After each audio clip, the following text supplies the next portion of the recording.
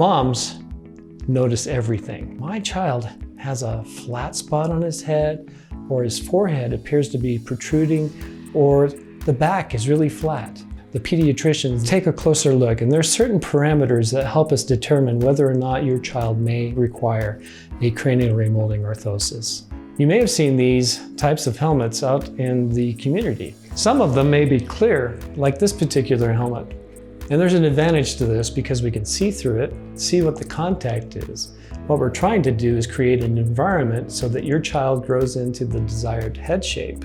We take very careful measurements, and we utilize our laser scanner, such as this Spectra scanner here. This scan helps us create the orthosis or helmet, and to make sure that it fits most properly and does its job.